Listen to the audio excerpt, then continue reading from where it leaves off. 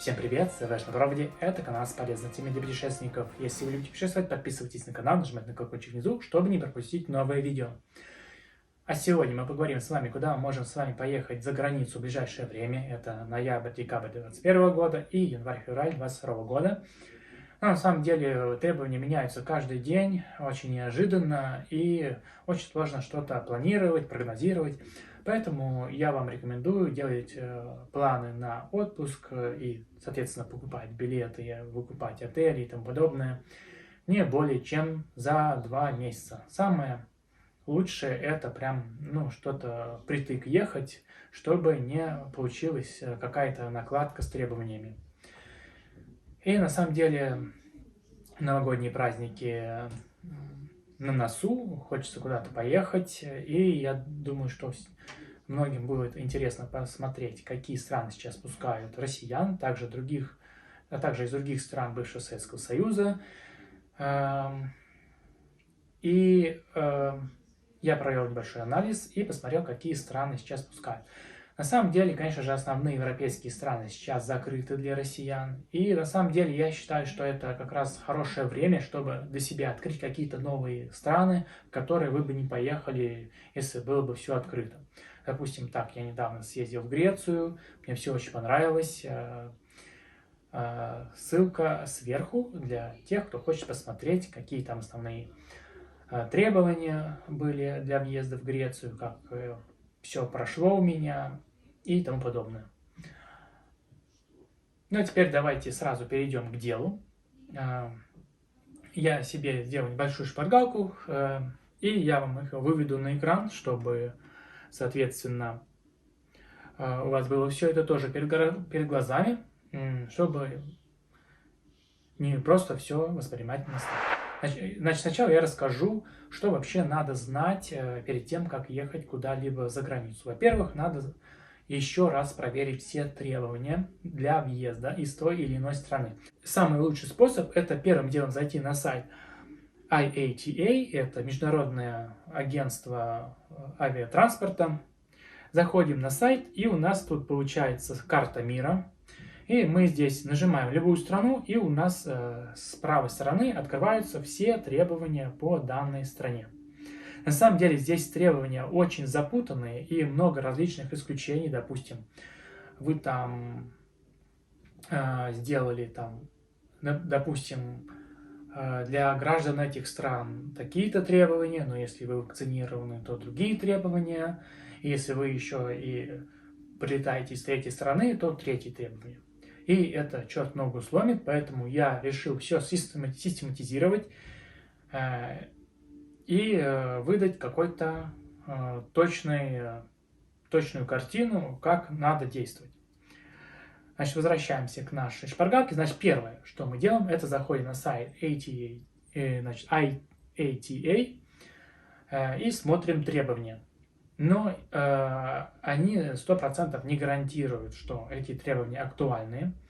Обязательно вторым пунктом это заходите на сайты национальные, то есть подведомственные, допустим, Министерство иностранных дел той или иной страны, куда вы собираетесь ехать. И там обычно все подробно описано. И, кстати, на сайте, который я вам показывал с картой мира, IATA, там есть ссылки на сайты правительств, на правительственные сайты местных, И как раз на сайте IATA в большинстве случаев приводятся сайты официальных ведомств той или иной страны. Обязательно туда заходите и читайте их, потому что там иногда более подробно, более развернуто все описано. Также можно заходить на консульство этой страны в вашей стране. Тоже там обычно все подробно написано, как раз более подробно для вашей конкретной страны и для вашего гражданства. Значит, что надо иметь в виду перед тем, как вы едете в какую-то страну и читаете требования? Во-первых, есть несколько видов пассажиров, так скажем, для которых есть определенные требования. Первое, это они называются nationals, то есть это граждане страны. То есть если вы гражданин такой-то страны, то для вас какие-то определенные требования вводятся. И вы читаете все для если вы гражданин этой страны, то неважно, откуда вы едете, вы читаете требования для вашего гражданства. Следующий, второй тип – это residence, то есть это резиденты той или иной страны. Допустим, если у вас вид на жительство, допустим, в Австрии, то когда вы едете в Германию, вы читаете требования, допустим, residence of Austria, допустим, резидент Австрии. И третий пункт – это arriving from, то есть, допустим, если вы, то есть это пассажиры, прибывающие из той или иной страны. В моем дальнейшем анализе я их просто буду называть пассажиры из той или иной страны. Для Индии, как будет, допустим, дополнительные требования для прибывающих из Индии, там будет написано passengers arriving from India, и там еще куча стран. Для вас такие-то требования. И обычно, если вы гражданин той-то страны, там обычно всегда пишется, исключая там те-то случаи. То есть вы все, если вы, допустим, гражданин там, России, допустим, и вы прибываете из Индии, если вы лучше всего прочитать оба этих случая, но обычно там будет обязательно написано, кроме случаев, когда вы приезжаете из Индии.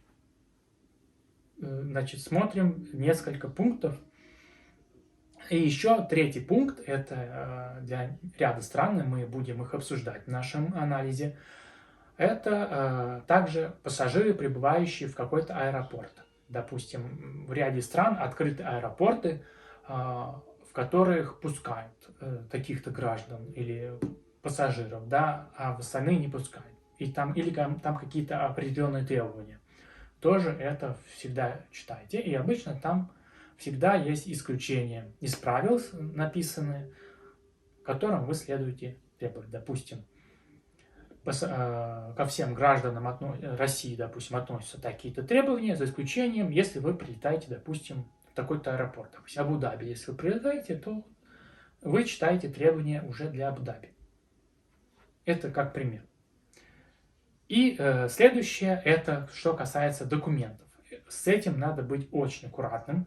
Во-первых, самое главное, это как рассчитывается срок действия ваших документов. В каких-то случаях это с момента первого вылета вашего, из первой точки. Допустим, вы летите в Владивосток, Москва, допустим, Рио-де-Жанейро.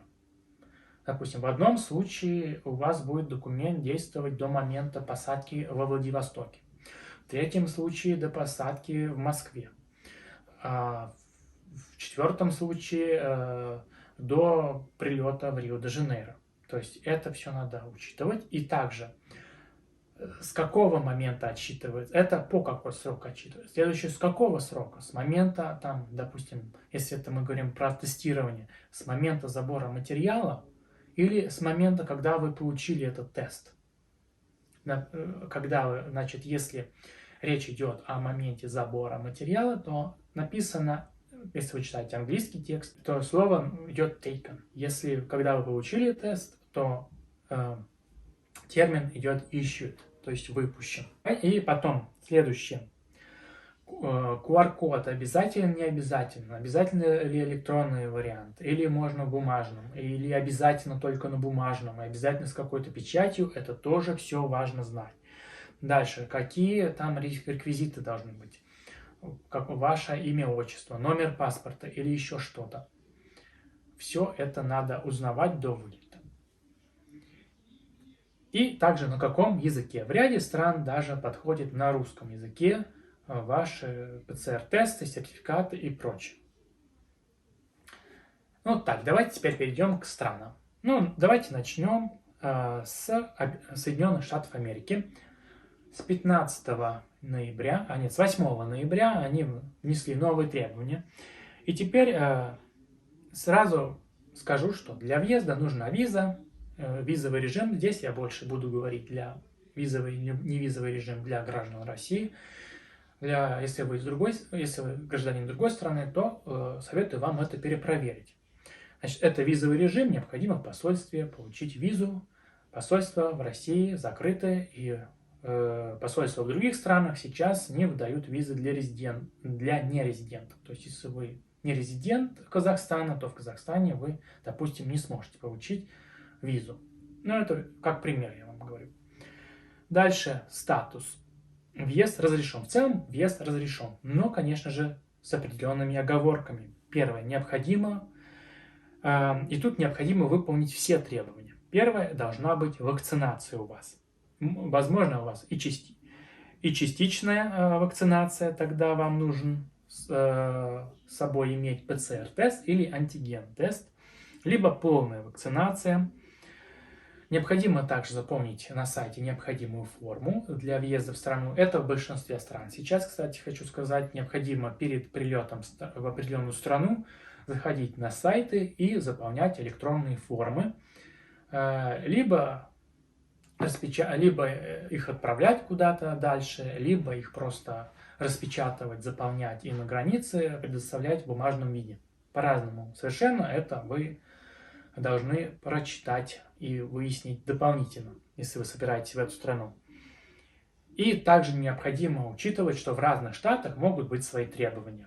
Это тоже необходимо выяснять. Допустим, если вы прилетаете в Майами, во Флориду, то необходимо также изучить местные правила пребывания во Флориде.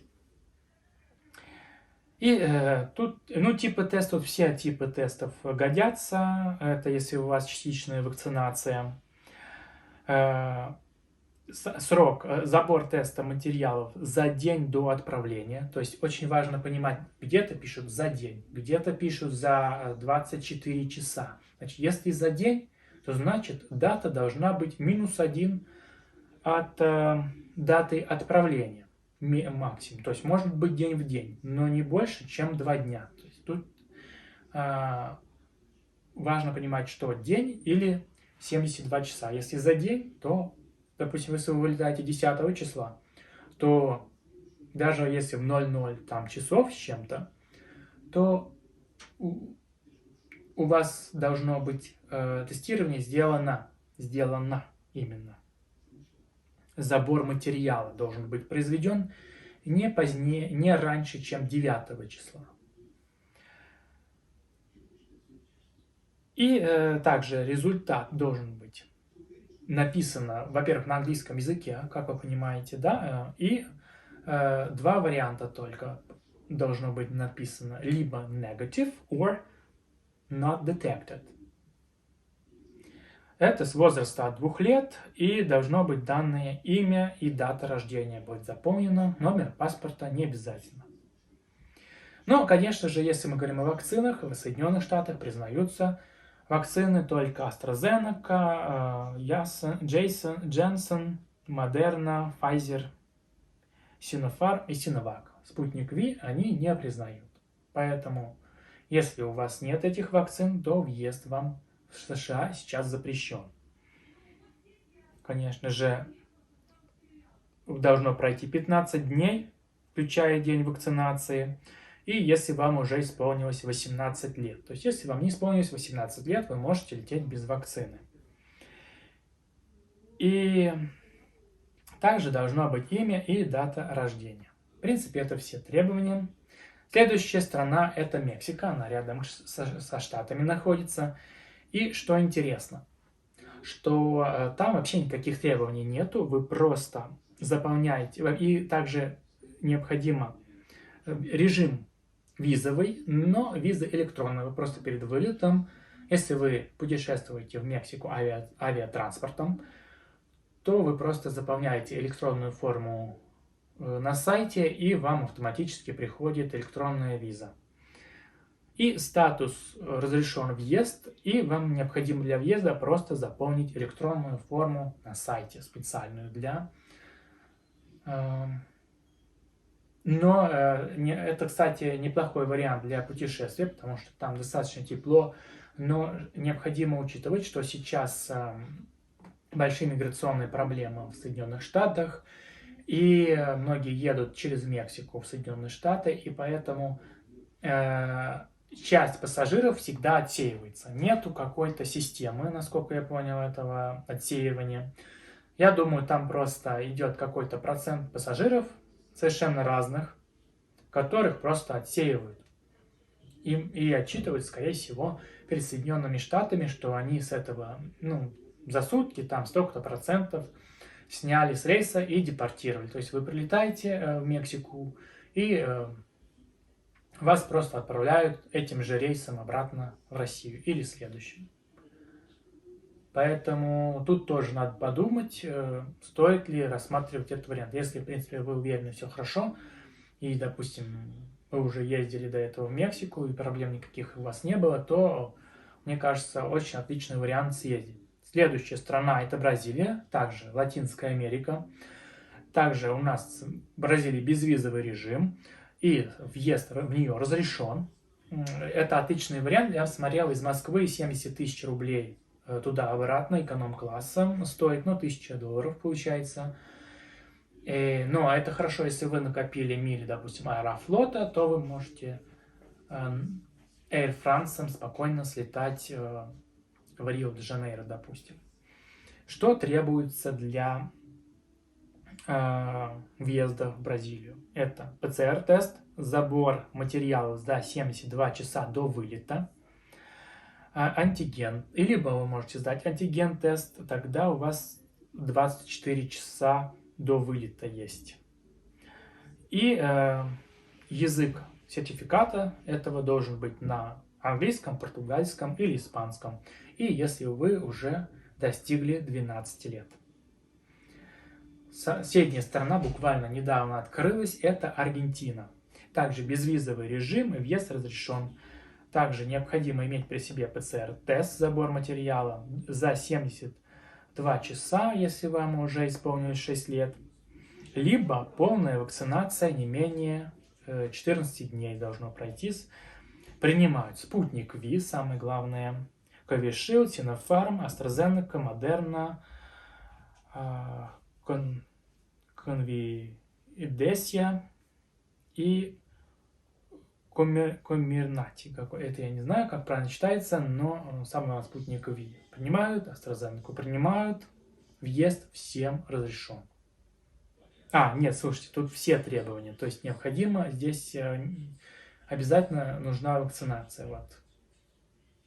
Здесь необходимо все требования исполнить, то есть и вакцинация, и ПЦР-тест. Вот такие дела. Поэтому я всем рекомендую, на самом деле, вакцинироваться, чтобы спокойно передвигаться. Видите, какие требования все предъявляют. И даже сейчас внутри своей страны сложности возникают. Не то, что куда-то за границу поехать. Поэтому надо просто к этому спокойно относиться, и все. А теперь мы переходим с вами к европейским странам. И первая страна у нас с вами Великобритания. Сразу скажу, что визовый режим у нас с ней, но въезд разрешен. Общее требование, то есть общее требование, что въезд разрешен, но, конечно же, с оговорками. Значит, какие основные требования? То есть, если въезд разрешен, это значит, что если вы не выполняете эти требования, то вы попадаете на карантин.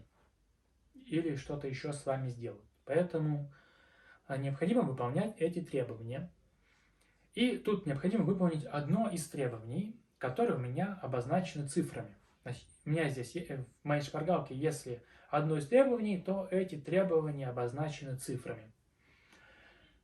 Значит, если вы прилетели из Ирландии, и в Ирландии находились более 10 дней, то вы можете спокойно въезжать в Соединенное Королевство и ничего не делать. Дальше. Второе. Если у вас есть отрицательный тест перед вылетом, вам необходимо заполнить форму на сайте, в этом случае, если у вас есть отрицательный сайт. Второй вариант – это у вас есть отрицательный тест, который вы сделали перед вылетом. В таком случае вы должны заполнить форму на сайте, также отсидеть там карантин 10 дней, и сделать еще 2 дополнительных теста на 2-й день и на 8-й день, причем за свой счет. Типы тестов, которые принимаются, это антиген, ПЦР и еще какой-то nucleic acid. Типы теста это в основном антиген, ПЦР, LAMP, nuclear acid. И вы необходимо вот этот тест перед вылетом сделать за 3 дня до вылета. То есть не за там 72 часа, а за 3 дня. То есть вот ваш день вылета и еще 2 дня до, получается. За 3 дня до вылета. Не знаю, как 3 дня считается, но я бы считал день вылета тоже днем. Может быть на английском, французском и испанском. Значит, и все это распространяется, конечно же, если вам 7 лет, и все это и вы должны вот это все предоставить, отсидеть карантин, если вам уже исполнилось 11 лет. Но если вы из Грузии, Молдовы, Украины и вот других вот этих стран, которые ниже, то с 18 лет. То есть послабление. Либо у вас, третий пункт, либо вы должны иметь сертификат о вакцинации. Тогда вы должны заполнить анкету на сайте и по прилету сдать еще один тест на второй день за свой счет. Не 2 теста, а 1 только. И, конечно же, вакцины только одобрены. Это AstraZeneca, Janssen, Moderna или Pfizer. То есть спутника V не прокатит. И причем срок, за 14 дней вы должны сделать вакцинацию. И причем вот этот сертификат о вакцинации должен быть выдан в определенной стране. Здесь, как я вижу, из наших стран только Молдова. И Украина еще есть. Вот. Поэтому кому-то повезло, можно сказать. Раз уж мы упомянули Ирландию, давайте посмотрим, что там.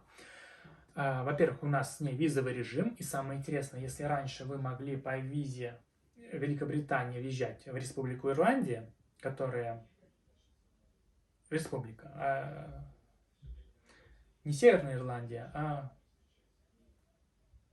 независимое государство, то сейчас вы должны получить ирландскую визу и только по ней въезжать в Ирландию. И какие требования? У вас должна быть заполненная форма на сайте. И если вы и при несоблюдении вот ниже требований вы попадете на 14 дней карантина. Но если вы выполняете требования, что вам уже есть 12 лет, и если нет 12 лет, то тоже не попадаете. А если вам исполнилось 12 лет, то вы обязаны сдать ПЦР-тест. Именно ПЦР-тест, а не какой-то там быстрый тест. А именно ПЦР-тест. И забор должен быть за 72 до времени прилета. Самое интересное, может возникнуть вопрос еще, допустим, если рейс задержали и прошло 72 часа. Да, именно отчет прям минуту в минуту отсчитываете 72 часа. То есть получается там сколько-то минут. Да? И, допустим, рейс задержали, еще что-то. Обычно это считается всякое может быть, я понимаю. И обычно это считается по расписанию. То есть, если по расписанию вы прилетаете, и у вас еще есть запас времени, то вы можете спокойно лететь. Либо у вас запомните, в Ирландию, либо у вас ПЦР-тест, либо вакцинация. Поднимается вакцинация, Pfizer за 7 дней, Moderna, Janssen за 14 дней и AstraZeneca за 15 дней до прилета. И все, больше требований никаких нет. Таким образом, вы можете сдать ПЦР-тест, прилететь в Ирландию, отсидеть там 10 дней и потом спокойно поехать в Великобританию на 11-й день. Очень как вариант для путешествий, если вы, допустим, еще на удаленке работаете или свободны в своем времени, можете спокойно использовать этот вариант.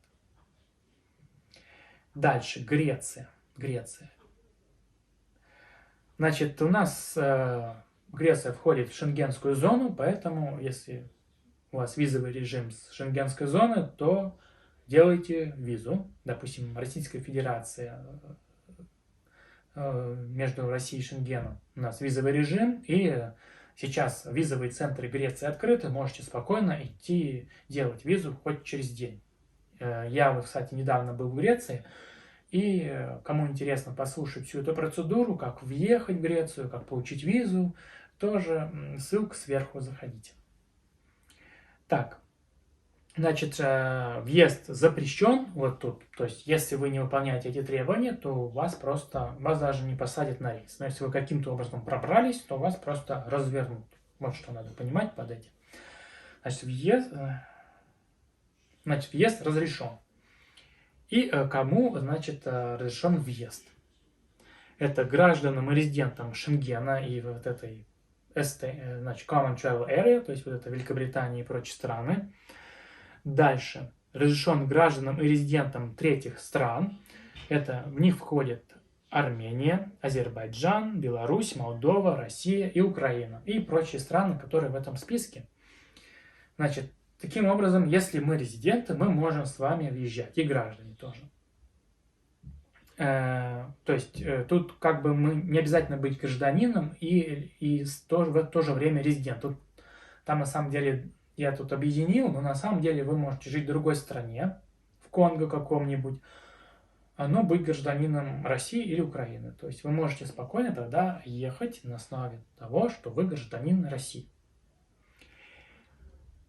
И так, значит, документы должны быть на языках английский, французский, немецкий, греческий, итальянский, испанский и русский. То есть вы можете спокойно пойти в нашу городскую поликлинику в Москве, сделать себе бесплатно ПЦР-тест и ехать с ним в Грецию. Никакие переводы не нужны. Но хочу сказать, что это работает только когда вы въезжаете в страну, а дальше, когда вы путешествуете по самой стране, конечно же, лучше иметь документ на английском языке, чтобы спокойно пользоваться всей инфраструктурой. Значит, необходимо также заполнить анкету на сайте. Вот. И граждане и резиденты из Российской Федерации, для них определенные требования, специальные. Значит, может быть быстрый тест, Rapid антиген, вот этот тест, забор за 48 часов до прилета, либо ПЦР-тест за 72 часа до прилета, если вам исполнилось уже 12 лет. И также, если у вас нет вакцинации, то вы выборочно, насколько я понял, будете проходить еще тестирование на месте, но бесплатно, в аэропорту прям. И какие сертификаты о вакцинации принимают. Если вы вакцинированы и не хотите проходить на месте если вы не хотите проходить на месте тестирования в аэропорту, то принимают вакцину Спутник Ви, и там остальные вот эти все принимают тоже вакцину. И срок должен быть уже 14 дней с момента второй дозы. А все пассажиры, кроме граждан Российской Федерации, должны также иметь антиген-тест за 48 часов, вот забор до прилета, либо негативный ПЦР-тест также за 72 часа, либо у вас должна быть полная вакцинация за 14 дней до прилета, либо справка о выздоровлении 30-180 дней до прилета, или положительный тест, который был 30 и 180 дней до прилета. Я так понимаю, эти документы должны быть оба вместе. Также дополнительно для пассажиров из Албании, ну тут также вот Грузии, Украины, Украины тут нет, значит, Грузии, России и Турции есть также, должен быть пройден тест по прилету, кто без вакцинации. И сертификат о вакцинации должен быть за 14 дней. То есть, допустим, если вы гражданин, там, я не знаю, Австрии и прилетаете из Российской Федерации, то вы также должны будете по прилету пройти вот этот тест по прилету. И если будет у вас положительный результат, то вас поместят на самоизоляцию на 10 дней. Дальше у нас идет Венгрия, также дружественная к нам страна в этом плане. Режим визовый Шенген, так же как в Греции. Также открытые визовые центры, можете идти. Только единственное, что я проверял, что они сейчас очень на короткий срок дают. Буквально там на время поездки или там на месяц-два.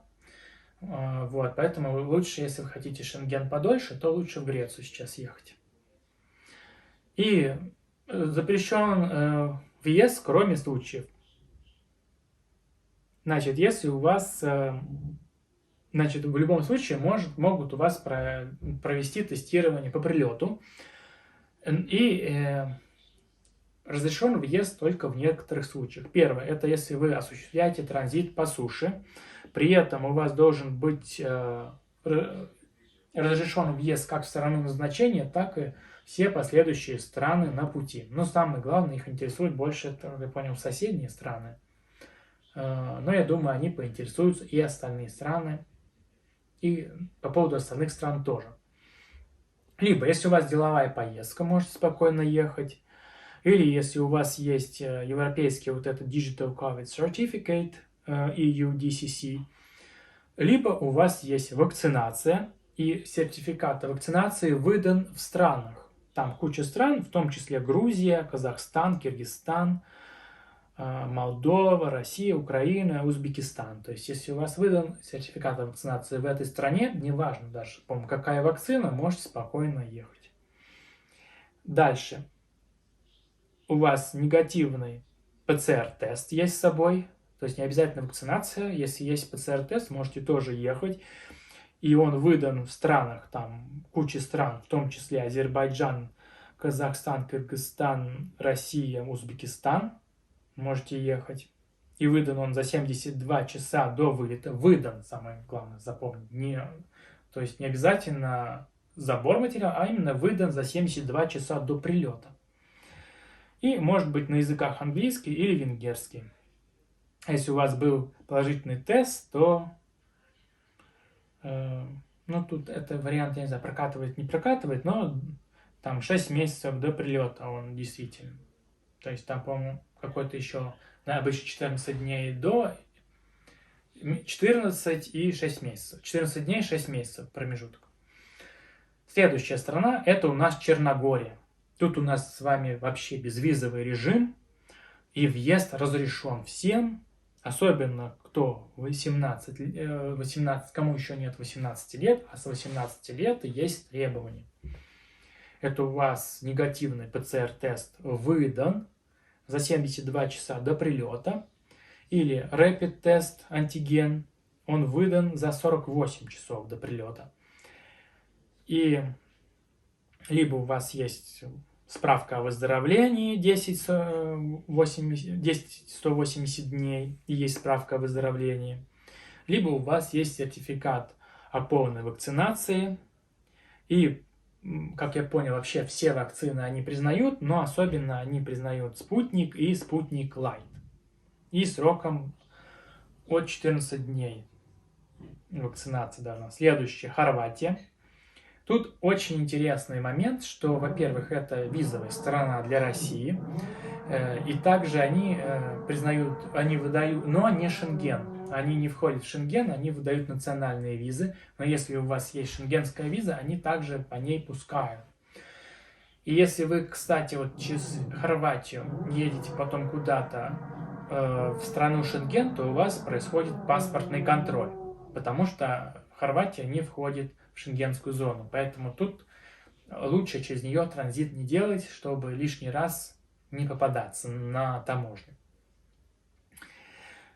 Требования. Значит, для граждан, европейцев они всех пускают, а для граждан третьих стран достаточно один пункт, чтобы был. Во-первых, всем необходимо предоставить форму по прилету, то есть, я так понял, вы заполняете и бумажку уже отдаете в аэропорту прилета. Вам нужно отрицательный ПЦР-тест, забор за 72 часа до прилета, либо сертификат о полной вакцинации, и тут признают Гамалея. Гамалея это то же самое, что Спутник Ви и остальные вот эти все вакцины.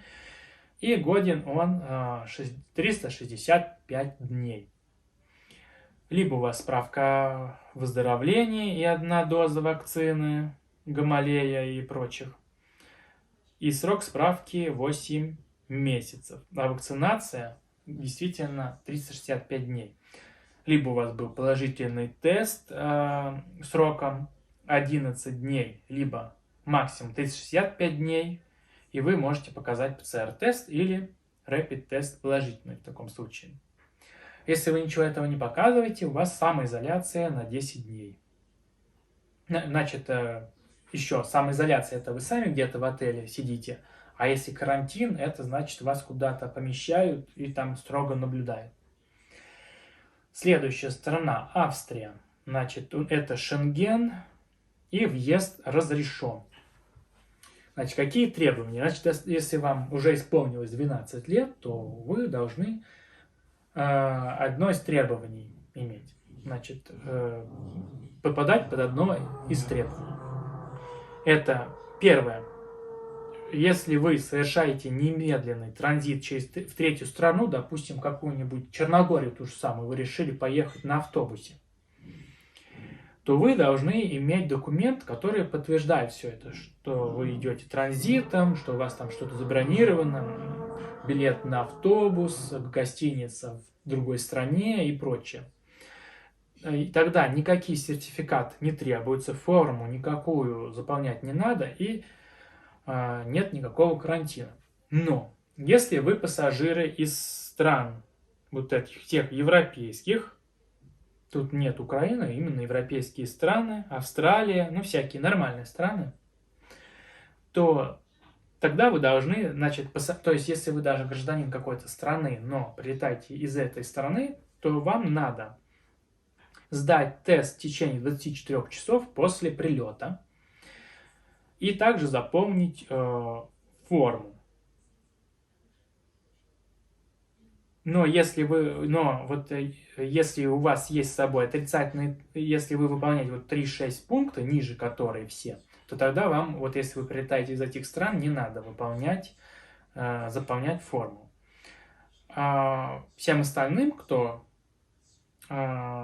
отрицательный тест имеет, вы должны также предоставить форму по прибытию. Также попадаете на самоизоляцию на 10 дней. Еще, помимо всего прочего, вы должны предоставить антиген-тест, который выдан за 48 часов до прилета, либо ПЦР-тест, который выдан за 72 часа до прилета. Если у вас нет отрицательного теста, вы можете показать сертификат о выздоровлении до 180 дней. И также вам надо предоставить форму по прибытию, кроме вот этих стран. Либо вы должны показать тест на антитела, который вот 90 дней до прилета действителен, и также заполнить форму по прибытию, если вы не прилетели из этих стран. И либо вы должны показать хороший такой сертификат о вакцинации, где нету спутника Ви, а есть, допустим, AstraZeneca, да? Тогда вот, если вы, допустим, на Украине сделали себе такой хороший сертификат о вакцинации AstraZeneca, то можете спокойно ехать в Австрию. Но необходимо будет вам все равно заполнить форму по прилету. Следующая страна. Тут интересно то, что для граждан России, то, что разрешен транзит. То есть, допустим, в ту же там другую страну какую-то, ту же там Черногорию или Хорватию, да.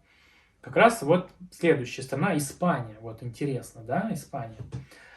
Это Шенген, и въезд запрещен, кроме случаев, если вы прилетели из Хорватии, Греции, Венгрии, куда нам разрешен въезд официально, да, и других вот этих хороших европейских стран. И документы могут быть на английском, французском, немецком, испанском. И если эти документы потребуются, если вам уже 12 лет, и вам надо будет еще заполнить форму на сайте. Значит, какие документы? Вы можете предоставить один из документов. Это либо отрицательный тест, как антиген-тест с забором за 48 часов до прилета, либо ПЦР-тест с забором за 72 часа до прилета. Тут всякие тесты не принимают, поэтому любые берите. И я слышал, если вы где-то транзитом едете, лучше на месте, там, в транзитной зоне сделать, но я слышал, даже московские принимают, да, то есть, допустим, через Грецию, если вы едете, но я все-таки тут, ладно, давайте дальше пойдем, либо у вас второй вариант, то есть у вас сертификат о вакцинации за 14 дней до прибытия был сделан AstraZeneca и другими хорошими вакцинами, И третий пункт – это если у вас есть справка о выздоровлении. И также вы можете вообще быть счастливчиками, если вы пассажиры из Италии, там какие-то регионы не входят, а вот если вы из вот этой Аргентины, там даже из Эмиратов, если прилетели, вообще замечательно, можете спокойно въезжать без всяких требований в Испанию. Да?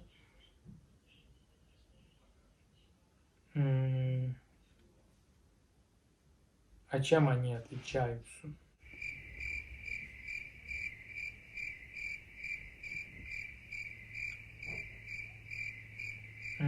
Кстати, не понял. Ну да, тут другие страны, получается. Кроме сверху это европейские страны были, а внизу это остальные страны. И что получается? Что можно, допустим, прилететь в Грецию, и чтобы это не было прям совсем транзитом, можно, допустим, остаться на один день и на следующий день поехать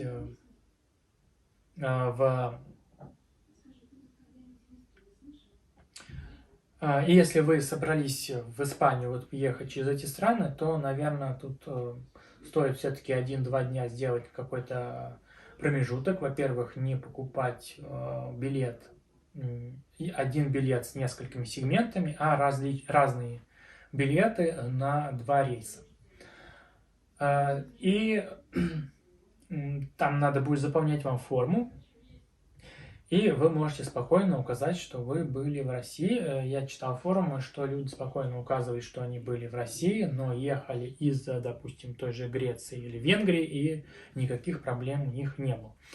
Не знаю, правда, как это будет скажется с визовой историей дальнейшей, но в целом, наверное, я не рекомендую так делать, но если у вас есть желание, то можно попробовать.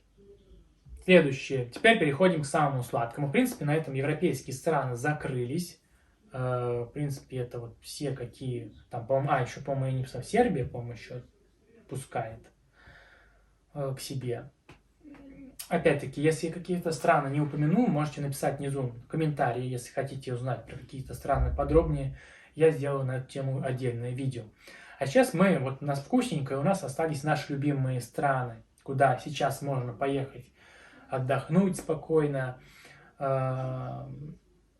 понежиться на солнышке, покупаться в море. Начнем, конечно, с Египта, который открылся совсем недавно для россиян. У нас туда, значит, виза в аэропорту, но если вы в Шарм прилетаете, в Шарм-эль-Шейх, да, прилетаете, то виза туда для россиян не нужна. И въезд туда разрешен. Необходимо выполнить лишь несколько требований. Либо, значит, если у вас прямой рейс в Хургаду, Марсалам, Шарм-эль-Шейх или Табу, то вам необходимо сдать ПЦР-тест за 72 часа до вылета рейса в Египет. Так, тут, кстати, почему-то не написано. Скорее всего, либо у вас должен быть сертификат о вакцинации, который сроком 14 дней, и в том числе спутник Ви они принимают. На арабском язык у нас арабский, французский или английский. QR-код должен быть вроде как. Либо у вас, и также вы должны будете сдать ПЦР-тест по прилету. Значит, и смотрите, какой вариант. Значит, у вас тут 3 варианта может быть, как вы едете в Египет. Вот в эти города: Хургаду, Марсалам, Шарм-эль-Шейх или Табу. Либо ПЦР-тест до вылета за 72 часа до вылета рейса в Египет. То есть, если вы летите Владивосток, Москва, Шарм-эль-Шейх, то 72 часа отсчитывается от московского рейса. Именно рейс, который летит в Египет. Тут тоже надо понимать. И второй вариант, это у вас нет ПЦР-теста, есть сертификат о вакцинации. Если у вас ничего этого нету, то вы тогда сдаете ПЦР-тест по прилету за свой счет. В принципе, как и все остальное. Единственное, что вы можете сдать ПЦР-тест в Москве в поликлинике бесплатно. И рейсы в другие аэропорты. Значит, если вы летите, допустим, в Каир, то если вы прилетаете не из вот этих вот стран, это Аргентина, Австралия, там всякая Германия, Франкфурт, то вы должны будете сдать ПЦР-тест за 72 часа до прилета в Египет, рейса в Египет, то есть, допустим, там, в Москвы, в Каир вы летите, вот от московского рейса 72 часа отнимайте, либо у вас есть сертификат о вакцинации за 72 часа. И вот тут нету варианта, что вы сдаете тест по прилету. То есть у вас должно обязательно быть уже с собой эти два варианта. Если вы летите в Каир, прилетаете, вы можете лететь потом в Шарм-эль-Шейх, но если вы потом можете лететь в Шарм-эль-Шейх, но так как рейс у вас первый в Египет прилетает в Каир, то вы следуете каирским требованиям. И если вы прилетаете вот из этих если вы прилетаете вот из этих стран, то у вас уже ПЦР-тест может быть сдан за 90 часов уже. Ну, а сертификат о вакцинации также за 14 дней, в принципе, да. В принципе, это все требования. Теперь Турция. Да, конечно, у меня есть отдельное видео про Турцию вне сезона. Это касается ноября. Я там про ноябрь говорил. Это ссылка сверху. Кому интересно, посмотрите. В принципе, на Новый год тоже можно приехать. Отличный вариант. Также можно не обязательно ехать в Анталию. Можно ехать в Стамбул. Тоже очень интересный город. Я и там еще не был. Обязательно хочу туда как-нибудь съездить. И, значит, туда у нас безвизовый режим. Статус, значит, въезд разрешен, спокойно езжайте. Единственное, что необходимо выполнить одно из требований. Если вам исполнилось 12 лет, и вы, если не прилетаете из Афганистана или из каких-то таких стран, да, то у вас должна быть вакцинация, принимают спутник ВИ сроком 14 дней, либо у вас есть справка о выздоровлении, либо отрицательный тест.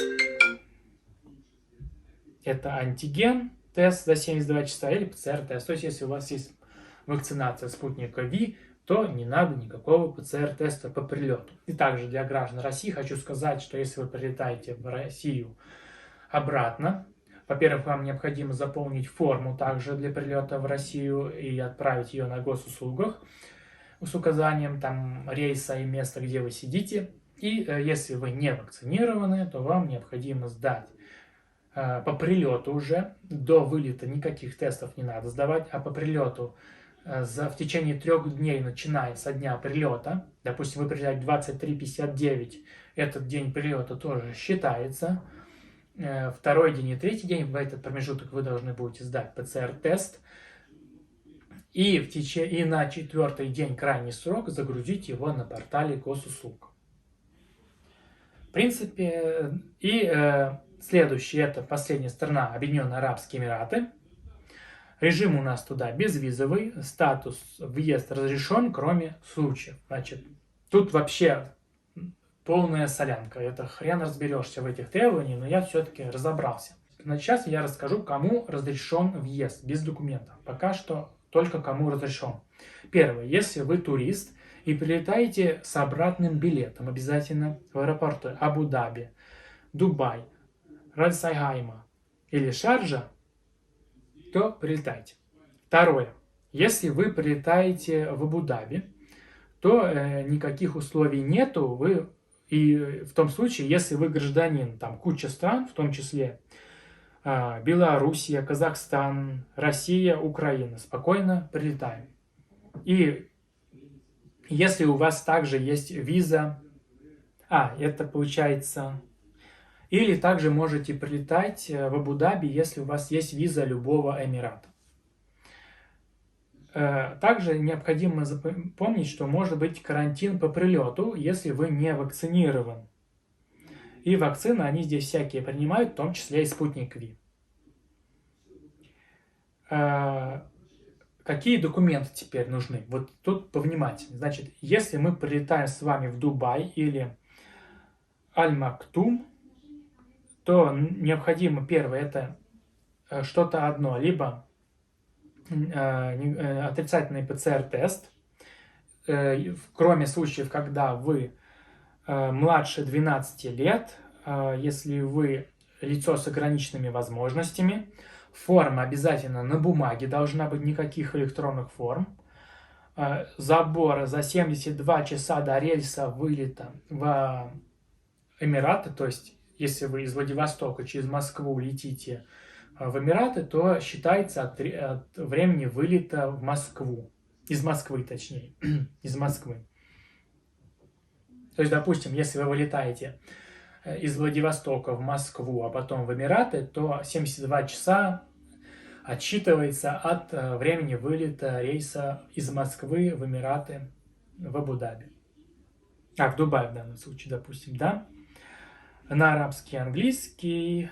Значит, если вы прилетаете из Египта, Эфиопии, Ливана или Судана, то обязательно наличие QR-кода. Если из России, не обязательно QR-код. И это вот тут необходимо понимать. Если вы прилетаете вот из этих Афганистан, Непал и прочих стран, то там отдельные требования, это вы читаете где-нибудь отдельно.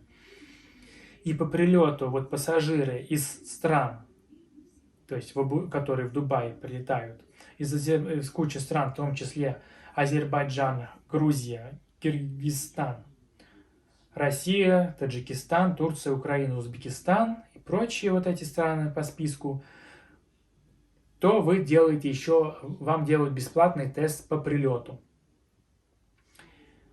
Теперь, это если вы прилетаете в Дубай. Теперь, если вы прилетаете Рас-Аль-Хайма или в Шарджу, то у вас должен быть также негативный ПЦР-тест, тоже все требования за 72 часа, тест по прилету, но еще требования в принципе, все то же самое, только еще у вас должно быть до вылета установлено приложение, вот это Аль-Хосн какой-то.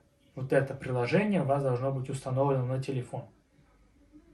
Теперь, если вы прилетаете в Абу-Даби, тут гораздо все строже. Во-первых, транзитом, если вы прилетаете, то он должен быть не более 24 часов, и у вас должен быть забронирован номер прямо в аэропорту, в каком-нибудь аэропортовом отеле.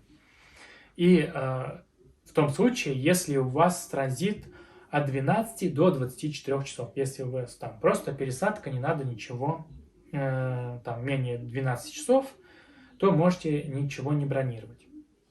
Дальше, если мы с вами прилетаем туда, то у нас должен быть негативный ПЦР-тест перед вылетом сделан.